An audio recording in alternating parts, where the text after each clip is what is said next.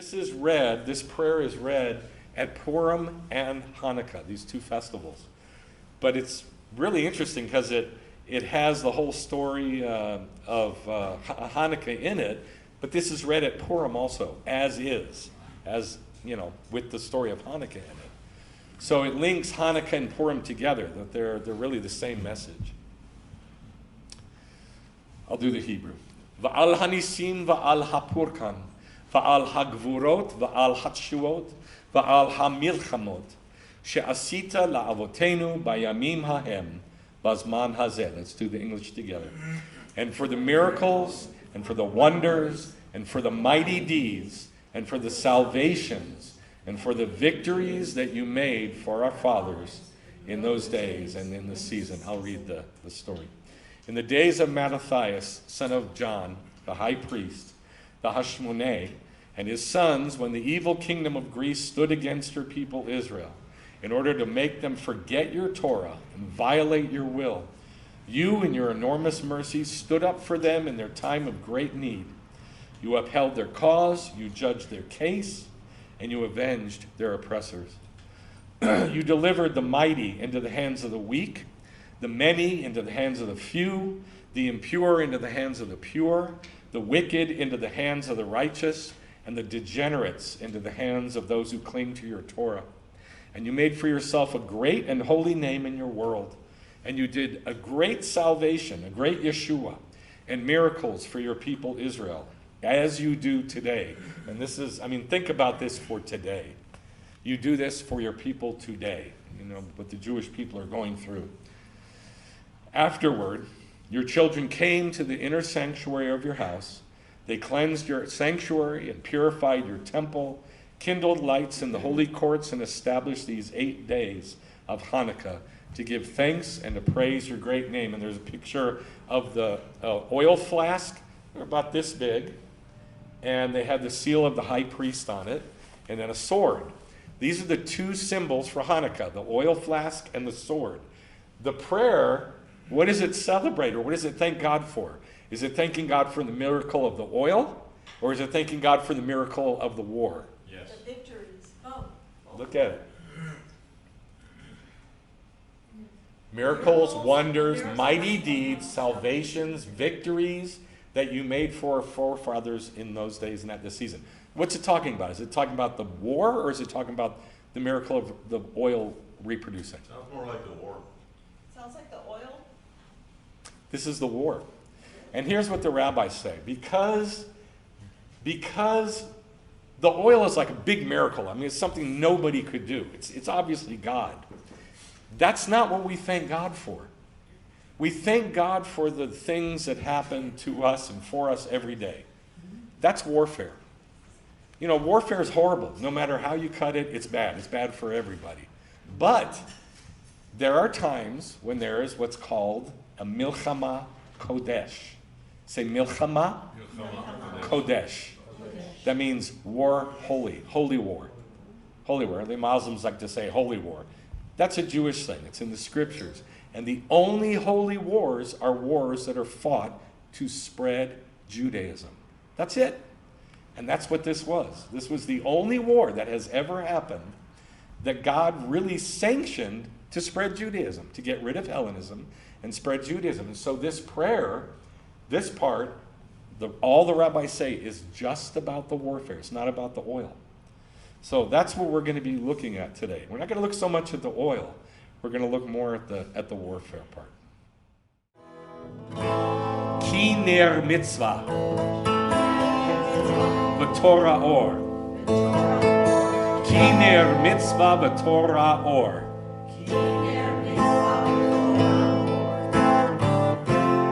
Now, at the end of it has a lot of Hebrew down here. Say this. Hag ha'or. Hag ha'or. Hannukah habeit. Hannukah habeit. Nes gadol. Nes gadol. Hashemen zayit. Hashemen zayit. Hadlik menorah. Hadlik menorah. Sukkot hasheni. Sukkot hasheni. Chag simcha. Chag simcha. Zikron hamakabi. Zikron hamakabi. mitzvah v'torah or, kiner mitzvah v'torah or, kiner mitzvah v'torah or, v'torah or, v'torah, kiner mitzvah v'torah or, kiner mitzvah v'torah or, kiner mitzvah v'torah or, v'torah or, v'torah or. A covenant people you've given, light for the Gentiles to see, lift prisoners out of the dungeon, and out of the dark set them free. Oh, how long Messiah has come, the light of the world on the Torah's unfurled with a face as bright as the sun. Oh, how long the Spirit has come, a light in the night, a flame burning bright, until idolatry's done. Instructed out of the Torah, a light in the glide of the blind, corrector of those who do not know, your word a lamp and the Torah is light. Oh, how long Messiah has come, a light of the world, and the Torah's unfurled with a face as bright as the sun. Oh, how long the Spirit has come, a light in the night, a flame burning bright, until idolatry's done. Ready? Hannukah, Neskado, Hashem and Zayim, Hadlik Menorah, Sukkot Hashani, Simcha, Tichon Mekabiyah, Hannukah, Neskado, Hashem and Zayim, Hadlik Menorah, Sukkot Hashani, Simcha. Let's try it. Mekabiyah, Hannukah, Neskado, Hashem and Zayim, Hadlik Menorah, Sukkot Hashani, Simcha, Tichon Mekabiyah. Covenant people you've given, light for the Gentiles to see, lift prisoners out of the dungeon, and out of the dark set them free. Oh, how long Messiah has come, he's the light of the world, the Torah's unfurled with a face as bright as the sun. Oh, how long, oh, the Spirit has come, and the light in the night, and the flame burning bright, until idolatry's done. Ataor, Ataor, Ataor,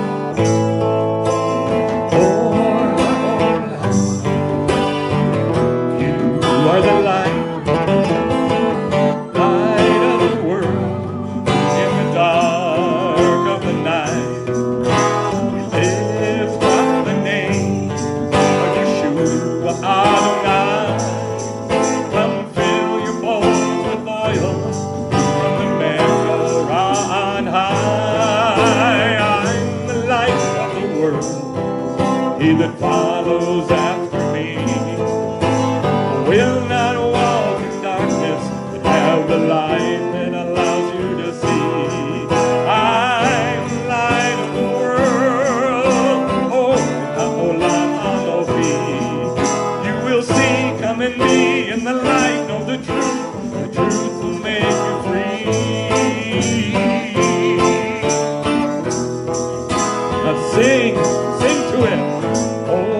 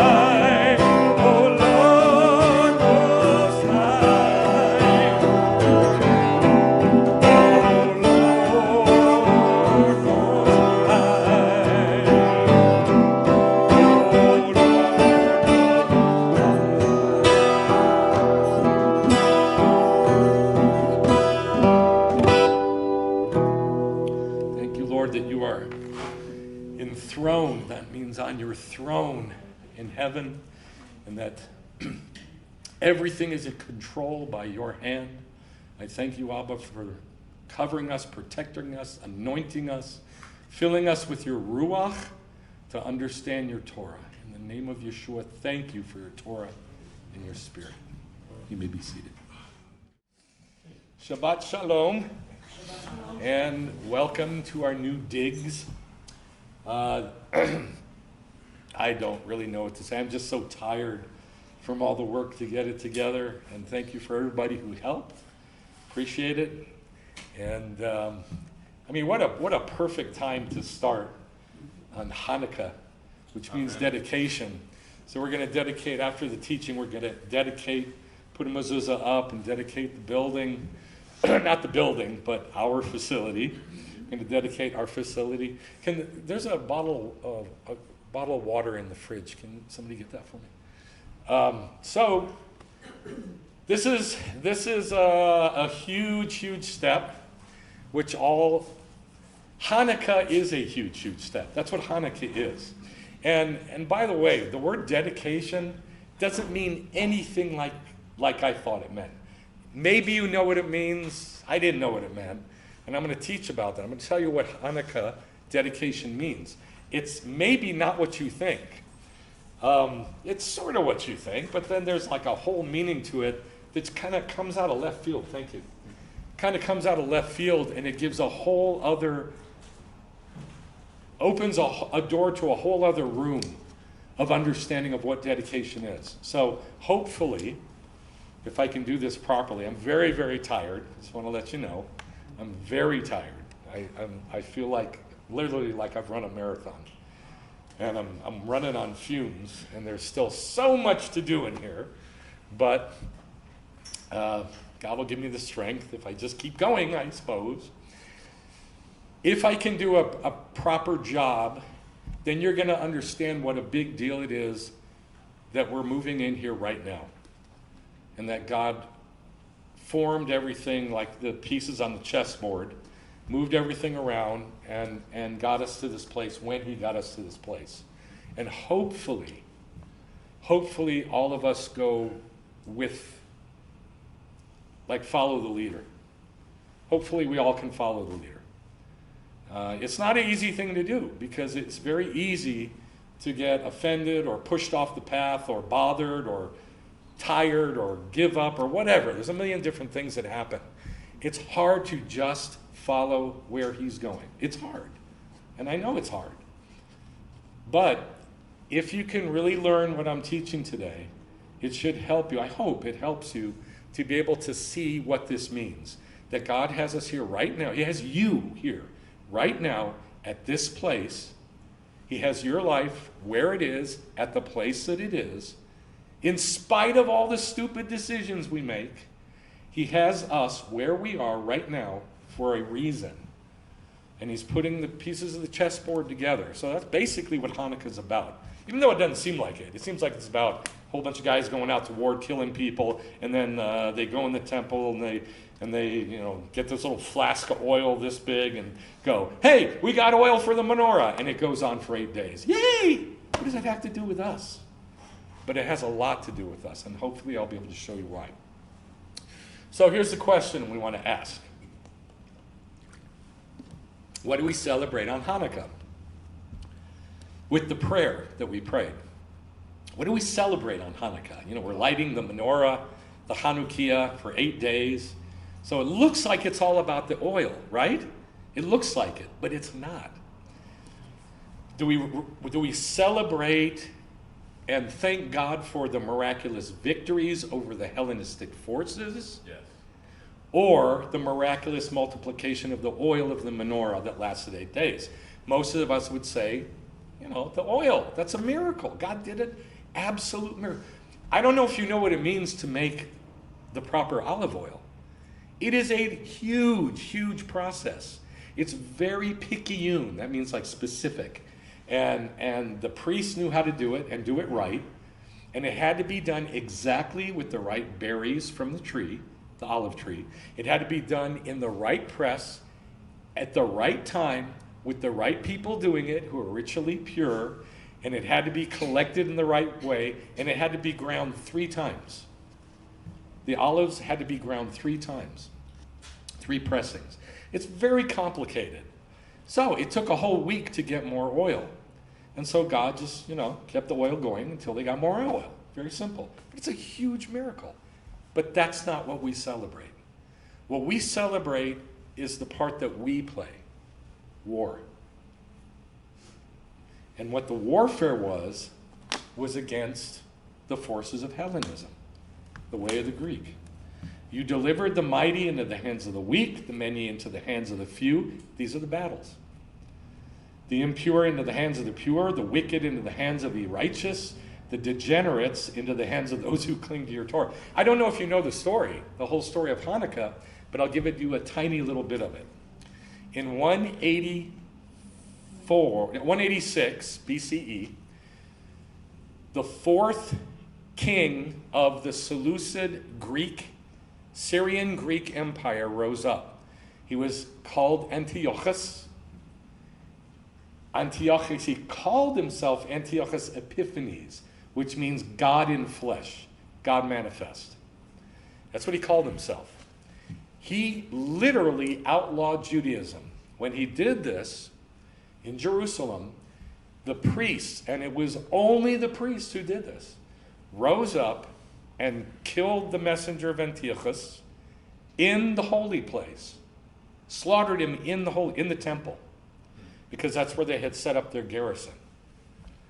And it kind of spread to the rest of Israel, where one family of priests, Mattathias, and his 5 sons were in Modi'in, which is it's in Judea, outside of Jerusalem, about 10 miles outside of Jerusalem. And they had set up these altars for the Greek gods everywhere, in every single town of Israel. And the Jews happily went along with it, had sex with whoever, ate pork, had bacon in the morning, pizza, pepperoni on their pizza, just having a good life. And one family of priests, Mattathiyahu, who's an old man, old priest, he said, no, I'm not gonna worship with these pagan altars by killing a pig on that altar in Israel. And instead, he took out a sword and killed the Syrian guards who were making the Jews do this. And by the way, they weren't making them do it by force. They were just enforcing what the Jews already wanted to do. There were very few who did not give in to Hellenism. Very few. Just like America. Just like today. Just like Israel. Just like Europe. Just like all over the world. The Jews give in to Hellenism all over the world. But they said no. And they started a war that lasted 3 years. And the defilement of the temple happened on Kislev 25. That was 2 days ago. Today's Kislev 27, I believe. 2nd day of Hannukah. And on Kislev 25, they went into the temple and they forced the priests to slaughter a pig on God's altar. They boiled pig meat in the broth of it, made all the priests eat it. Then they slaughtered a bunch of priests just for fun. And they defiled the temple. They turned it into a latrine for 3 years. For 3 years. And exactly 3 years later, after battle after battle after battle after battle of beating the Syrian Greeks, they took back the temple on the same day, Kislev 25. They dedicated it, which is the word Hannukah, which is why it's called Hannukah. It's the word dedication. So they rededicated the temple. So my question is, when was it dedicated the first time? Do you know? Anybody know? No? Okay, you're going to find out. Rosh Hashanah, any other takers? No? Okay. Kislev 25. Kislev 25, all right. So I'm going to show you when it was dedicated the first time. This is the second temple we're talking about. All right, so that's what we celebrate. We don't celebrate the oil. We celebrate the victory over Hellenism. which is a very disturbing concept if you think about it. So before we go into that, we're going to talk about the oil, just for fun. So this is an extremely important passage, Zechariah chapter 4, where the prophet, let's turn the lights off. Where the prophet sees this vision. And the angel that's with him, he asks the angel, what am I looking at? What is that? Because the angel says, do you know what you're looking at? He quizzes him. Do you know what you're looking at? And the prophet says, no, what am I looking at? I don't get it. And so the angel explains it to him. This is only part of the passage. It's very long, but this is the important parts. The angel who had been speaking with me returned and woke me up and said to me, what do you see? And I said, a menorah all of gold with its bowl on the top of it. So there's a menorah. This was in the temple, a gold menorah, but he saw it in heaven. And he sees the gold menorah in heaven with 7 lamps on top and a big giant bowl above it, right in the middle. The menorah all of gold with its bowl on the top of it and its 7 lamps, nerot, on it, with 7 spouts belonging to each of the lamps. That's just like the menorah, in the temple. These are the spouts. Those branches are the spouts. And each lamp has a spout, has a branch. So he says, and then I see 2 olive trees by it, one on the right and one on the left. And I said to the angel who was speaking with me, what are these? And he said to me, by the way, he doesn't say what I have here. I chopped out a bunch. What he says is this, you don't know what you see? No. What do I see? You don't know what you see? So he doesn't just hand it to him on a silver platter. He makes him think about it and ask. So he says, what you see, this is the word of the Lord.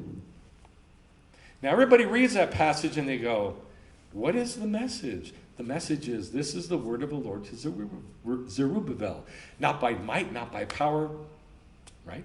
That's how people read it, but that's not what it says in Hebrew. What it says in Hebrew is this. What are these? These. All of this. These. The 2 trees, the bowl, the pipes, the golden pipes, the 7 spouts, and the lamps, and the lampstand. All of it. He says, what are all this stuff? This is the word of the Lord. This is the word of the Lord. So what he's showing him is the Spirit of God. And he says it's the word of the Lord. The word and the Spirit are one. The Torah and the Spirit are exactly the same thing. They're not separate. They're the same thing. And this is the picture in which he shows him that Torah and the Spirit are the same thing. Does that make sense? So it's not, if you read it in English, you don't get that. But if you read in Hebrew, you can see he's saying, what is all this stuff? This is the word of the Lord. And it's to Zerubbabel. Now, Zerubbabel was the one who was going to do what? Anybody know? Anybody know what Zerubbabel did? No? My Bible scholars, you don't know? Come on. He built the temple. He's the one who built the temple. Zerubbabel and Yeshua the high priest built the temple. They were in charge of building the temple. All right? So he's saying this stuff, the Spirit in the Torah, is to Zerubbabel. The word of the Lord came to me saying, the hands of Zerubbabel have laid the foundation of this house, of the temple. See what I'm saying? Zerubbabel is he's already started building the temple. And he laid the foundation of it. My question is, when did he lay the foundation of it? Because that's when it was consecrated, dedicated. Does that make sense? Okay. He laid the foundations of this house, and his hands are going to finish it. I said to him, what are these 2 olive trees on the right and the left? And he said, these are the 2 Bnei Zahar. These are the 2 sons of fresh oil, or 2 anointed ones, or 2 messiahs. That's literally what it says. These are the 2 anointed ones, sons of fresh oil, who stand by the Lord of the whole earth. That's the word of the Lord. That's the Messiah. The Messiahs. You hear what I'm saying? That's the word of the Lord. That's the Messiah's. That's the word to say, build the temple. Make sense? Okay. Now that's about the oil. This is very, very important to understand the oil. Everything about the oil is about this. This is it. Anytime you read about oil in the Bible, go here. Think this. It's the Torah, it's the Spirit. Okay, now we're going to talk about the message of Hannukah, which is what we celebrate, which is about the warfare. And what is the warfare against? Hellenism. That's what the warfare was against. Now, the word Hannukah is from Chanach. You got to work up the spit. Say Chanach. Chanach. That's the root of Hannukah. It's a primitive root meaning to make narrow. Now, this is very strange. To make narrow, like the throat. To initiate or discipline. To dedicate or train up. What does that have to do with? I mean, like most people think, like, did you dedicate your child to the Lord? And they think, oh yeah, I gave him, right? Right. Not what Hanoch means. It doesn't. It means to train, to discipline. In other words, over and over and over and over and over. But when you consecrate something, when you Hannukah, you're starting a pattern. You're starting a habit. And that's what this is all about, starting habits. You understand what I'm saying? So it means to dedicate or train up. Now, like this verse that you probably all know in Proverbs 22:6. Train up a child in the way, they say in the way he should go, but that's not what it says in Hebrew. It says, train up Hannukah, a child in his way, in his way, darko, according to his manners and habits. See, it's all about habit. And these are not my words, by the way. According to his manners and habits, these are not my words. This is from Gesenius. So I came up with the same thing that Gesenius did. It's about habits. And I'll show it to you. To instruct or train, to put something in the mouth to accustom to create a habit. Isn't that strange? To put something in the mouth in order to create a habit. What does that mean? A bit in a horse. Like a bit in a horse's mouth. That's one of them. Like what do you eat or taste that starts a habit? Chewing gum. Okay. What else? Bread. Right. How about sweet stuff, sour stuff, hot sauce? So when you first taste it, it's like, ugh, no, don't want that. And then you do it again, it's like, Then you do it a third time, it's like, maybe. Then you do it a fourth time and a fifth, and then you start liking it. Okay, that's Hanoch. And really cool is to see it in Arabic, which I never say. But this is cool. In Arabic, it's that. I don't know how to say that, because it's Arabic. But it means to rub the palate of a child with chewed dates. like the mom or midwife will chew the dates up and then stick it in the baby's mouth and rub it on the palate. Why? To get them to go, to teach them how to suck. Why? So they can drink milk from their mommy. That is Hanoch. And a midwife who would rub the palate of a newborn child with oil or something else before it begins to suck. Isn't that interesting? That's what Hannukah means. To initiate, to start habits. Yeah? That's pretty cool.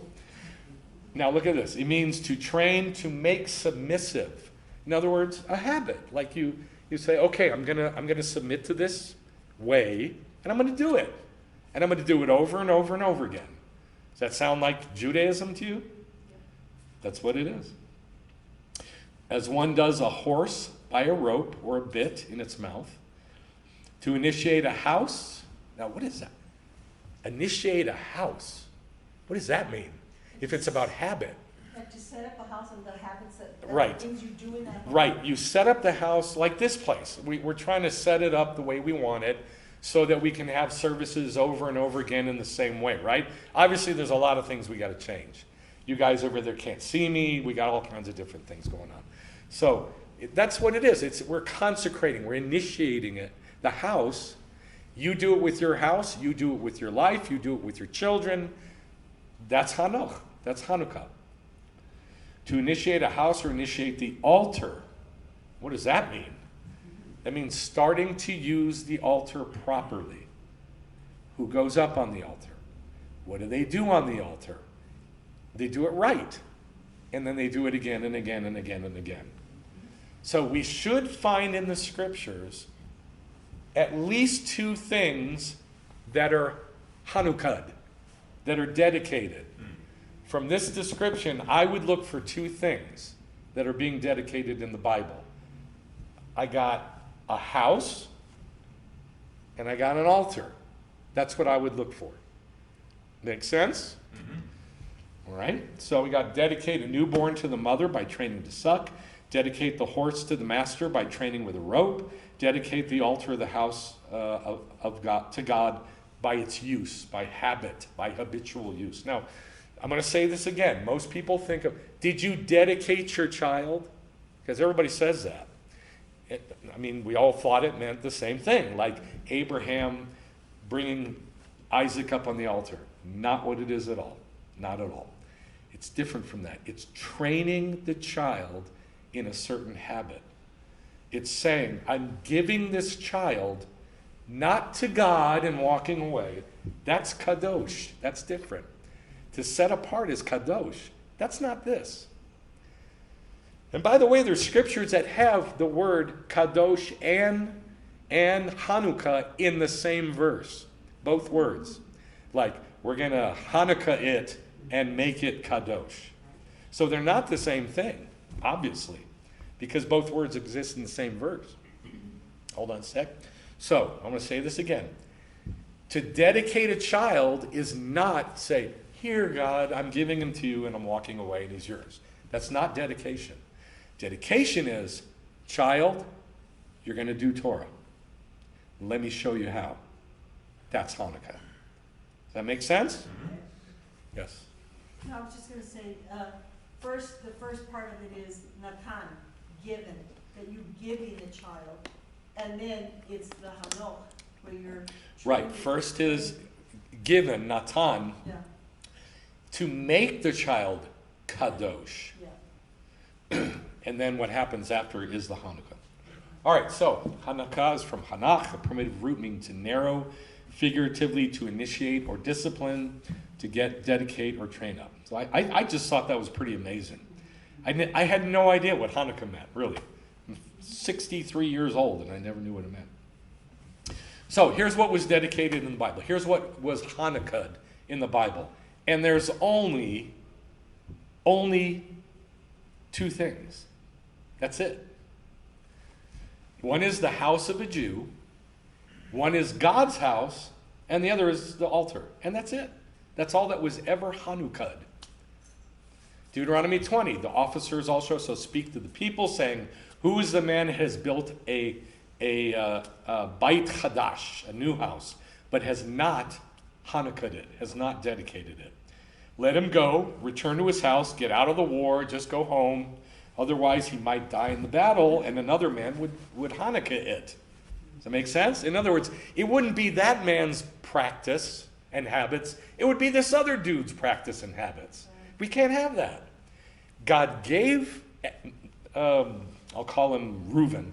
God gave Reuben a house. It has to be Reuben's way. Does that make sense? He's the one who initiates it. He's the one who Hanukahs it. That's his house. Now, the reason is he's a Jew. This is to Israel. He's a Jew. It's a Jewish house. And a Jewish house is supposed to reflect God's house. Other houses, who knows? I don't know. But for the Jew, for the Jewish person, their house, God says, I want your house to be like my house. So it's going to be a Jewish house. Does that make sense? Yep. And then we come to God's house. 1 Kings 8, when Solomon Hannukahs the house. Solomon offered for the sacrifice of peace offerings, which he offered to the Lord, 22,000 oxen, 120,000 sheep. So the king and all the sons of Israel dedicated the house, Hannukah'd the house of the Lord. On the same day, the king set apart. That's the word kadosh. You see, the same verse has the word Hannukah and kadosh in it. So they cannot be the same thing. On the same day, the king kadoshed the middle of the courtyard. So what it says in Hebrew is Chanacho, and he dedicated et Beit Adonai, the house of the Lord. So far, what do we have dedicated, or Hannukah? What's been Hannukah? The house. The house of the Lord and the house. A house, a Jew house, a God house. That's it. God's house, a Jew house. 2 Chronicles 7, on the 8th conclusion, on Shemini Atzeret, they held a holy rehearsal, for they kept the dedication of the altar. And what that says in Hebrew is, Ki Chanukat HaMizbeach. Ki Chanukat HaMizbeach. For they Hanukkah'd the altar. And when did they do this? They did it for 7 days. And the feast, 7 days. It's Sukkot. So, for 7 days before Sukkot, they Hanukkah'd the altar. And then for the 7 days of Sukkot, they kept the feast for 7 days. It makes sense? So what are the 2 things that were dedicated? Only 2 things. House of the Jew, House and temple, house of God. Oh, house and, say it loud, the altar. altar. Say it loud, everybody. Altar. The house and the altar. That's it in the whole Bible. That's it. Only 2 things were Hanukkah in the whole Bible. Now that is huge. People say Hanukkah's not in the Bible. In my Pictures Restored book, which is 1,060 pages, the biggest chapter is obviously on pictures. You know, what is pictures? But the second biggest chapter, the one of the festivals, the biggest chapter is Hanukkah. There's more about Hanukkah in the Bible than anything else except Rosh Hashanah. It's enormous. Why? Because Hellenism was going to take over the whole world. And it is still in control for the last 2,000 years. And the only holy war God ever sanctioned was a war between Judaism and Hellenism. And that's it. That's it.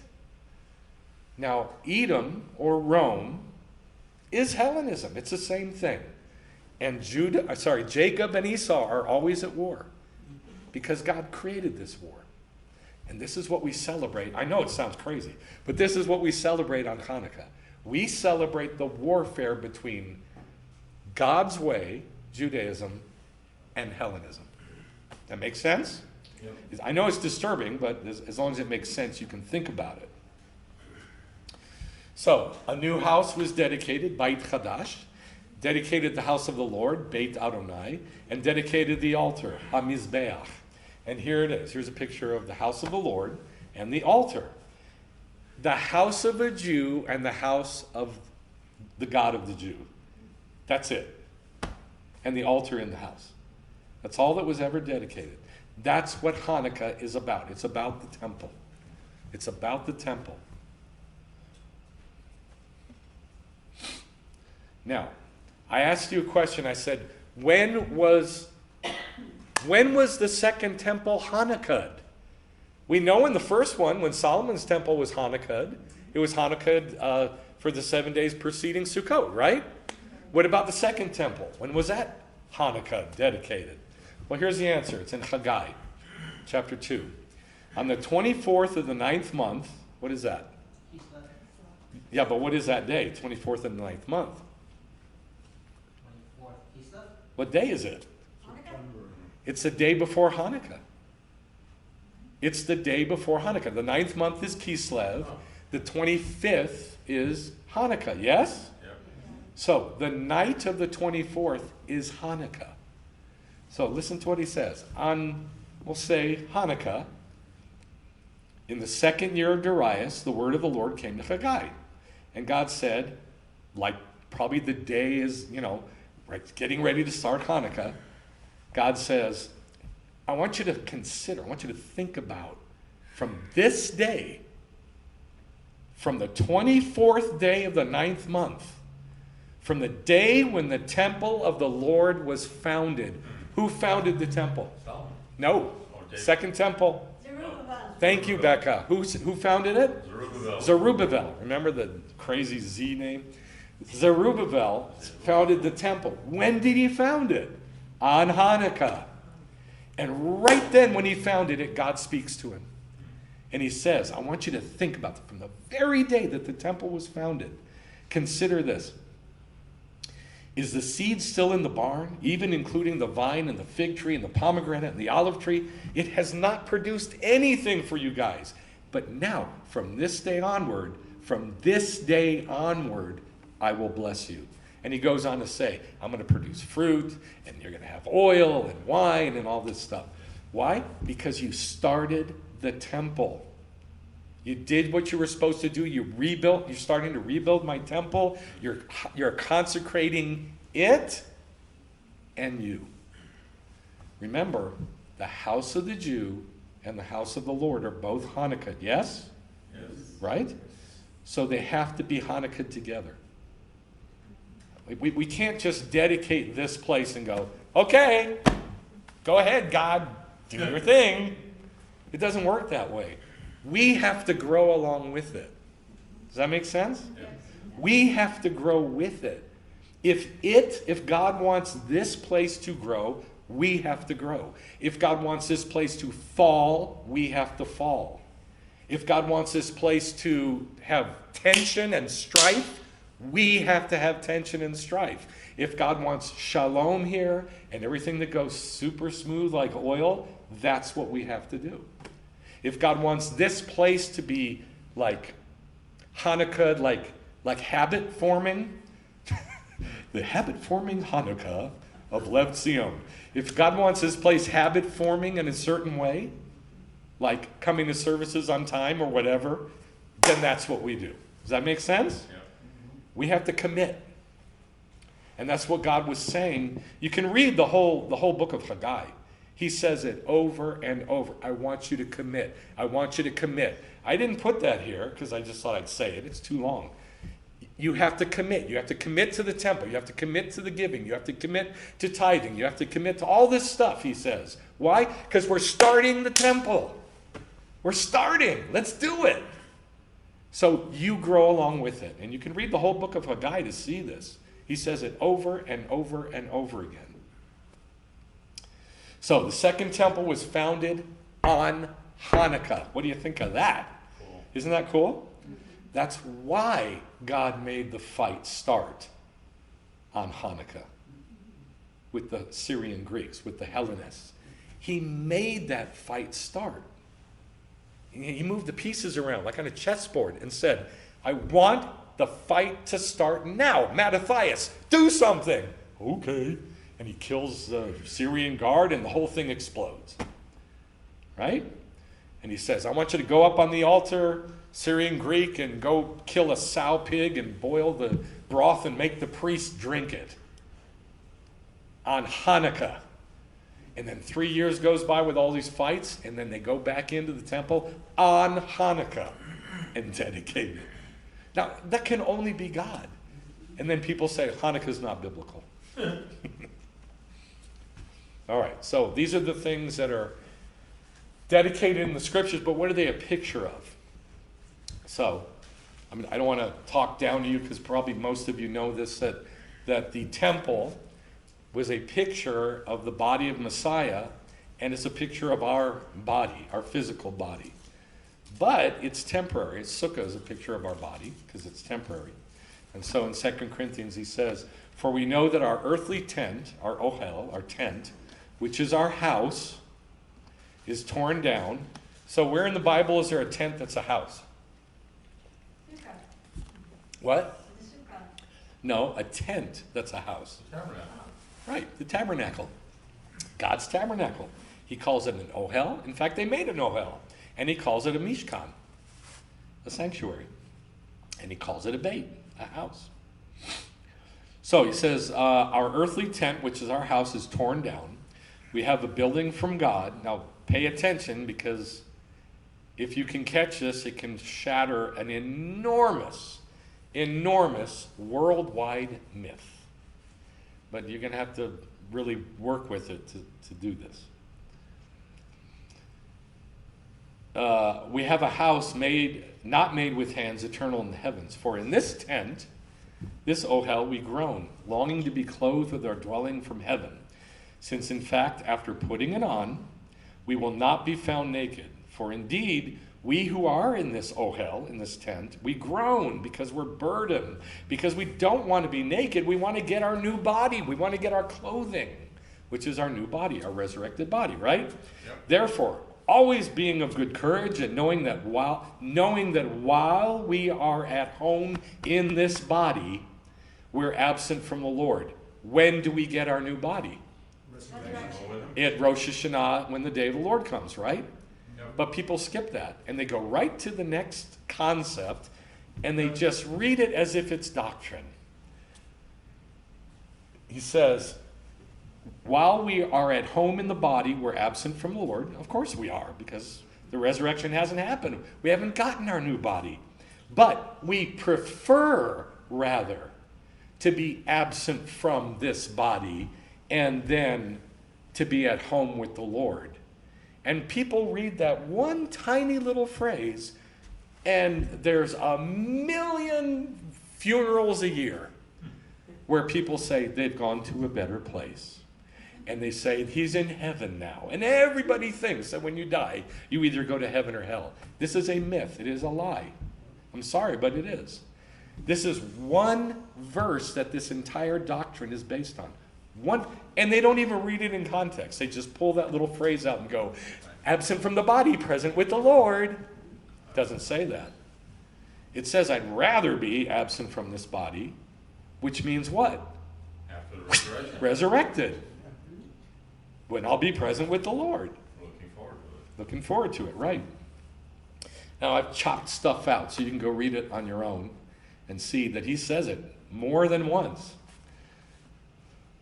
So, this temple is a picture of our resurrected body that we'll get in the resurrection. Big house. Here's the other thing it's a picture of. It's the same concept, living stones. Living stones, that each person is a stone. Building what? A stone making what? A pyramid? Like what in the Bible was made out of stone that was built for God?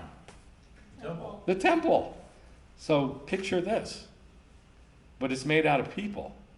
So here's people and they're stones. And God's putting that one stone up on top, the girl in pink with the baby. And each person has a different job, and each person is very individual and very different, and each stone is different. There's also a piece over there, a drawing of living stones. And everybody's different. Everybody's got their own job to do. But everybody's a stone to build that temple. So it says in 1 Peter 2, say? Wasn't the altar also stone? The altar was made of hewn stone, yes. And God said, make sure you make it out of hewn stone. First it was bronze, and then it was replaced by stones, yes. So the altar is also, very good. The altar is also made out of people. So 1 Peter 2, and coming to him as to a living stone, you also as living stone, are being built up as a spiritual house. What kind of house? House of God. A temple. The temple. Think temple. Think the temple. A spiritual house. It's not talking about a house where people live. It's talking about God's house. And God's house was Hannukah. When? The second one, when? Hannukah. When? Kislev 25. On Hannukah, right? The first one was dedicated on Sukkot, or right before Sukkot. And the second one was dedicated on the second Sukkot. Did you know that Hannukah is called the second Sukkot? They were both dedicated on Sukkot, in a sense. So, we're being built up as a spiritual house for a holy priesthood to offer spiritual sacrifices that are acceptable to God through Yeshua the Messiah. Behold, I am laying in Zion a choice stone, a precious cornerstone. The one who believes in him will not be put to shame. But you are a chosen people, a royal priesthood, a holy nation, a people for God's own possession, so that you may proclaim the excellencies of him who has called you out of darkness into his marvelous light. I urge you now look at this. He's talking about being living stones, being built into the temple, and that temple is then Hannukah, dedicated. Now I'm going to say this again. Hannukah is different from Kadosh. It's different. Kadosh means, just to make it super simple, means set apart, but it means doing Jewish stuff. For the moment that you're doing Jewish things, you are holy. And the rest of the time, we're not. But while we're doing Judaism, we are holy. We are reflecting heaven. We're reflecting God. And then we go back to being idiots. All of us. But while we're doing Judaism, we're holy. That's not what this is. This is Hannukah, which is different. It means your practice. It means like I have made a decision. I've made a decision to be anointed and dedicated in my habits to God. This is harder than just being holy. It's harder. Because holy you can hit and miss. Hey, I was holy for a few minutes today. Yay! But this is different. Hanoch is different. It's dedication. That's why it's the word dedicated. Dedicated means you do something as, continually. I'm dedicated to my wife. I'll never commit adultery. I'm dedicated to my wife. That's why we use the word dedication for Hannukah. Because you put yourself to it. Make sense? Kadosh isn't like that. Kadosh is more kind of practice, like we're going to practice doing it. You're going to do good sometimes, you're going to do not so good sometimes you'll do horrible. That's Kadosh, but this is different. Where does the word sanctified come in? There's no such word as sanctified, that's Greek, that's Kadosh. That is Kadosh, set apart, holy. Okay, so he says, in the context of being living stones, he then says, I urge you as foreigners and strangers, because that's what we are in the world, to abstain from fleshly lusts, which wage war against the soul. So keep your behavior excellent among the Gentiles. And then the thing that they slander you in, they'll be put to shame, is what it says. So what it means is you got to walk. You got to do it consistently. So here's what I'm saying. I'm warning you, basically. I'm saying, if you're going to commit, if you're going to dedicate, if you're going to hanoch yourself, you got to commit. It's not like holiness. You got to commit. Does that make sense? Yeah. So that's why I said it calls for a greater commitment. It's a fight. Yeah, it's a fight. This calls for a greater commitment. All right, so I'm going to ask again, what do we celebrate? Do we celebrate the oil, miracle of oil, or do we celebrate the war? The war. The war, yeah. You can see it now, can't you? This is from Megillat Antiochus. Did you know there's a scroll of Antiochus? Did you know that? Just like there's a scroll of Esther, there's a scroll of Antiochus that used to be read every Hannukah. Just like we read the scroll at Purim. Did you know that? It's a weird, by the way, it's a weird scroll. It's strange. It's got all kinds of weird stuff in it. It's strange that it's Very strange. that it's called Megillat Antiochus instead of Megillat like Azatiah. Right, you'd think it'd be called Megillat somebody good, Right. but it's not. It's when you see the word Antiochus, think false Messiah, Right. or in Greek, Antichrist. That's what Antiochus was. He was the false Messiah. Like the Bible says it. This is not my words. This is in Daniel chapter 11. It calls him the false Messiah. All right, when King Antiochus heard that his governor Nicanor had been slain, he was bitterly distressed. He sent for wicked Bagris, the deceiver of his people. the deceiver, the liar of his people. In other words, he's the greatest liar in the whole kingdom. Isn't that a trip? That's his false prophet. Bagris is Antiochus' false prophet. And he tells him, do you not know, have you not heard what the Israelites did to me? They massacred my troops and they ransacked my camps. Can you now be sure of your wealth? In other words, the Jews did all this. They're going to come take your stuff. You better get rid of them. Will your homes remain yours? Come, let us move against them and abolish the covenant which their God made with them. Abolish their covenant that God made with them. That's Hellenism. I know it's hard to understand that unless you really dig into Hellenism.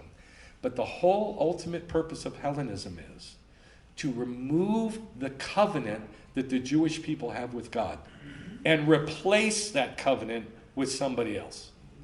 So that God has a covenant with those people instead of the Jews. That's why replacement theology is replacement theology. It replaces the Jews with the Christians. That is pure Hellenism. And it started way, way back here, 186 years before Yeshua. So he says, we want to abolish the covenant which their God made with them. Shabbat. Look at this. Right. That's the covenant God made with us? Yep. Rosh Chodesh? Yeah. Most people don't even know what Rosh Chodesh is. What's Rosh Chodesh?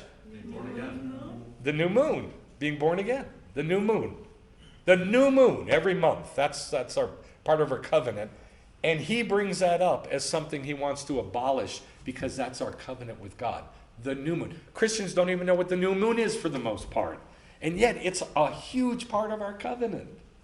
The new moon festival and circumcision. So he wants to get rid of circumcision, the new moon, and Shabbat. Then wicked Bagris and his host invaded Jerusalem, murdering the population and proclaiming an absolute decree against Shabbat, Rosh Chodesh, and circumcision. Isn't that strange? I mean, obvious. Well, I mean, nowadays it would be so weird, like if there was a law that said, we decree there shall be no Rosh Chodesh celebrations. Most Jews would go, okay, I don't know what that is. I don't know what that is.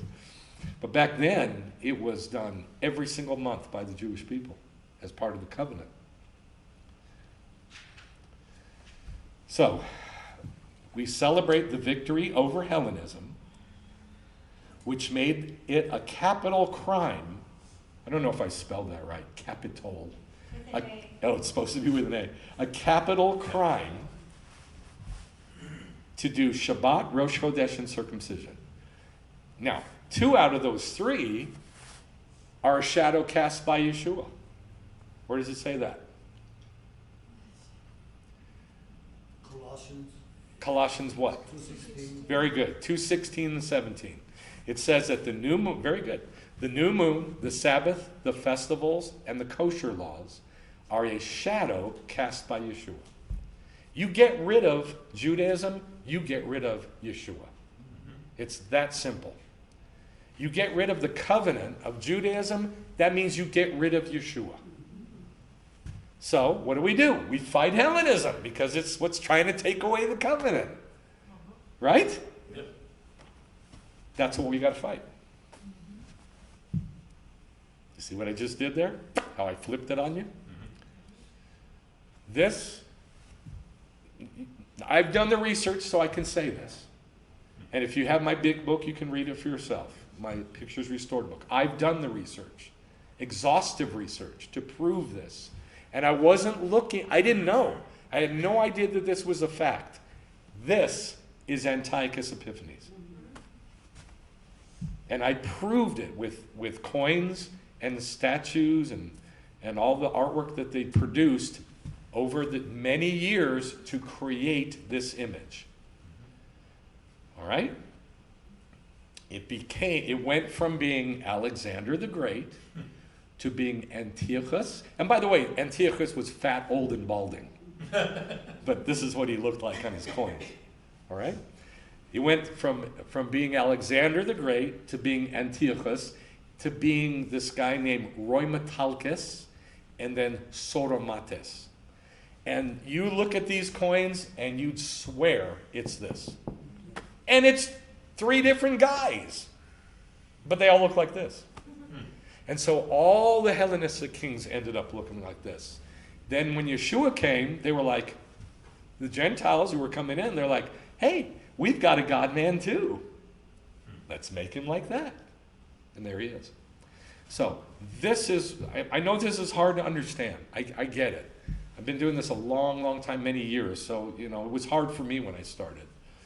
But you need to do your own research and verify this for yourself. That this is an imaginary, made-up image that is specifically designed in all of its details to create a God-man image for Gentiles to worship. This is the false Messiah. This is what we fight. Let me say it this way. This is what we get all happy and pray and eat fried foods and light a menorah to fight. This is what we're fighting. Does that make sense? Now, I don't know what Yeshua looked like, but I'm sure that's closer. I'm sure it's closer than this. Because a Jew cannot have long hair. Not allowed to. A Jew cannot have a short beard. Not allowed to. Whatever. So, we're not celebrating about oil. We're celebrating about warfare.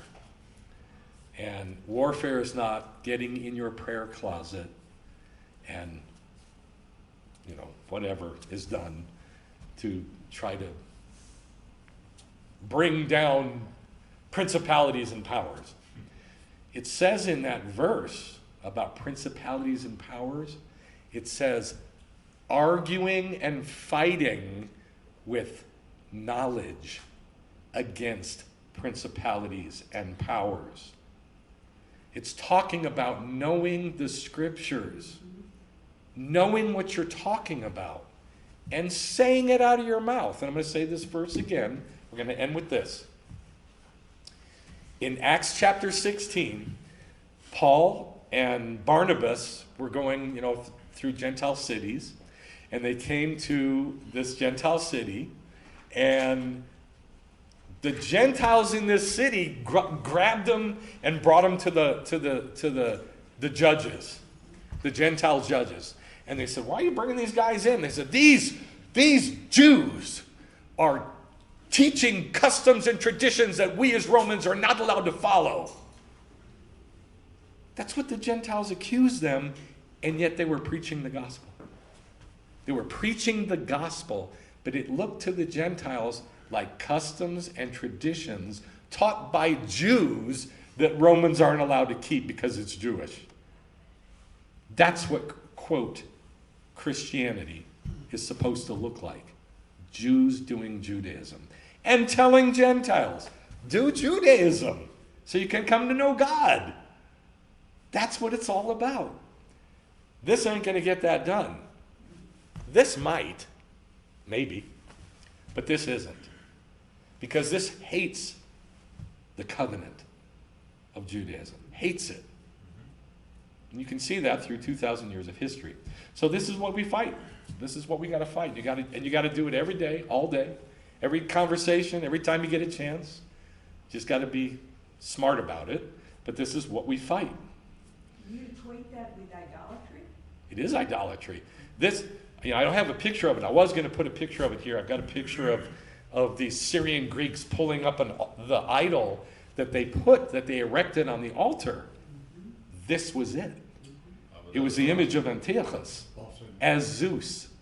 It was Antiochus as Zeus. And they pulled this huge idol up on the altar. This was it.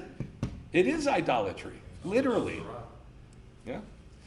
So, Hanoch means to dedicate, to train, to discipline good habits, your body, by doing Judaism. So, now we are going to put the mezuzah up and we're going to dedicate this place. Let's turn the light on.